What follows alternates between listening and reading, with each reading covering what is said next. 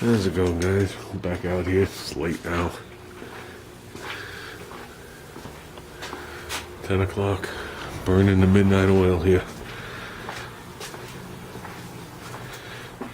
Pulled this thing out of the shed. If you remember, we broke the chain. I want to have this thing mobile for the show. So, in case you Dizzy gets a little rambunctious and he wants to lose to one of my engines, just so I have it ready, but the chain is jammed up in here bad. I can't even turn the clutch, so I'm going to try and slide the clutch out. That was a mistake, putting this shield on with studs. Tell you, good thing I put this shield on. Never had one on before. Picked it up at the swap meet. I think I got 2 of them for $1, if I remember right. I traded one off, kept this one, and then I ripped the chain. So, well, that would hurt. This is definitely a driver, this one. It's definitely a driver. So, I still got air in the tires. See if we can get this clutch off or something. Okay, guys, I don't know if you remember that article where they take one of these engines and, first of all, the 6.5 horsepower is 7.1 horsepower. That's what the dyno's in at. Okay? And he shows you a couple of steps to bring it to 10.4 horsepower. So it's about 10.5 horsepower. And one of them is a certain length header, certain diameter. And this one steps up from the flange to its first step, and then it steps up again.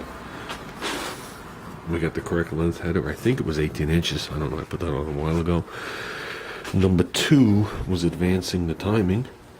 And number 3 was rejetting the carburetor and the air cleaner. So we got the bits to rejet it. I'm going to show you how far we're going to advance it. We got this edge lined up with this. That's with the stock keyway in there. I'm going to pop it off. I'm going to lay it back on. We'll see how far it moves. Okay, I took out the stock flywheel key, just straight up and down, and I put on the 70 thousandths advance. That's 70 thousandths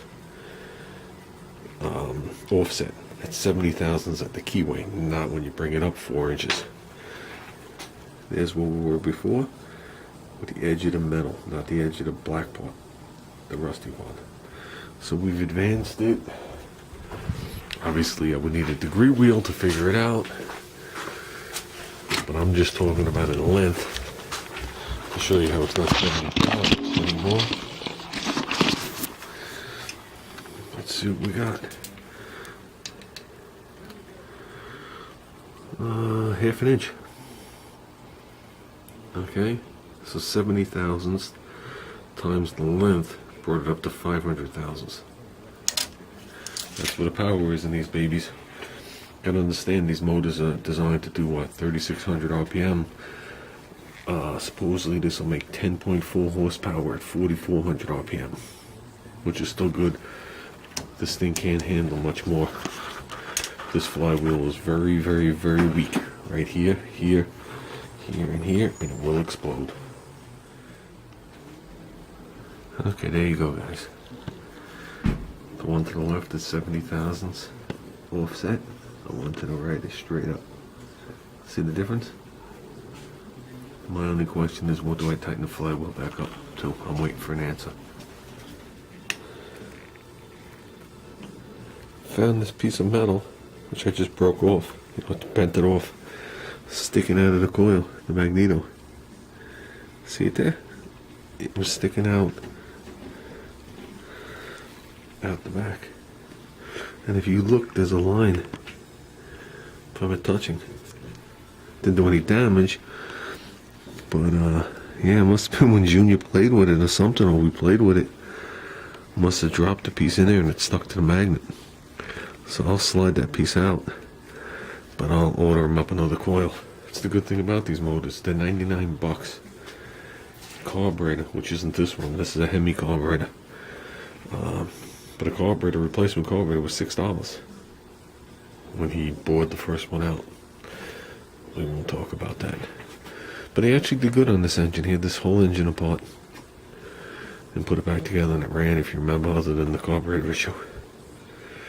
He saw that Darren had bought the carburetor for the racing go-kart engine for him, and he thought he could do it, so he took the carburetor off and shocked it up in the drill press and put my unipit through it.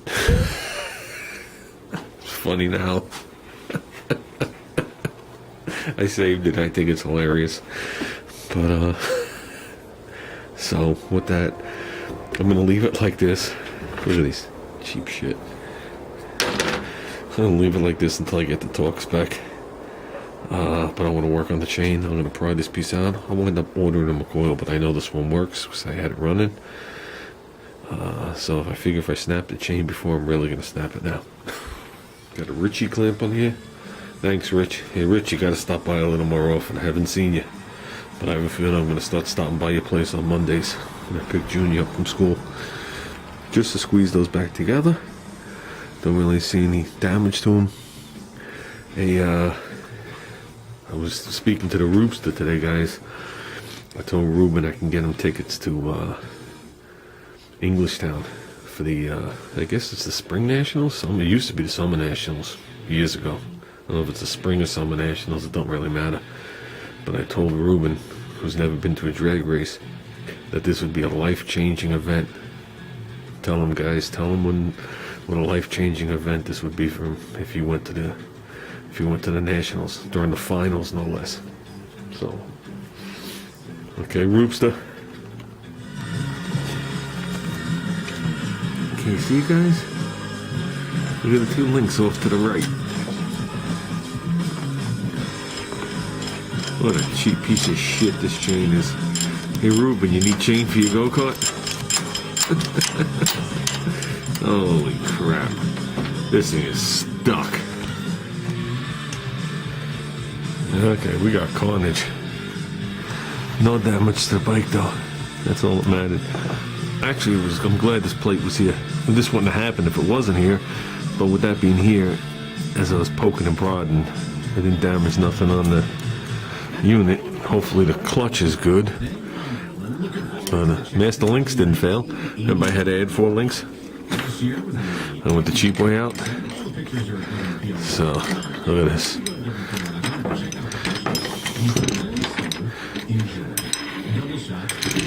Yeah, a little weeble to the drum. Fine, we could straighten that out. This was that clutch that actually came on this mini bike and had the wasted bushing, if you remember. I spent $5 on it because the clutch was mint other than the bushing. And the clutch really bit nice and hard too. So, might always have a little weeble to it. As long as the gear don't weeble, we don't care. Let's get it back on. That's it, guys. That's enough of the Keystone for one night. So pretty much we're right on track here. Like I said, unfortunately, this has to stay a couple days. What was I going to say? Head is done, as we know. The ignition is done, as we know. To redrill the carburetor is no big issue. So I have the same exact chain. I mean, you don't know how many links are damaged. Look at these. But I have the same exact chain, so we'll pop the same exact chain on, and that'll get us by till I order a new chain, a real chain. I'll go with the same chain that I have on the cat bike, and that's a wheel stander, and I can't rip that off. Because for the show, as long as I could drive it in or do whatever I got to do, we're good. You know what I mean? I still didn't put the rear brake shoes back in, the new ones. So we have to have this all buttoned up for Windbar. So this is going to be Junior's ride at Windbar, and I'm probably going to be driving the duck bike, and we'll bring the other bikes with us. So that's it, guys. I'm calling it a night. I don't know what time it is now. It took forever to get that chain off. Oh, not bad. Only on there an hour.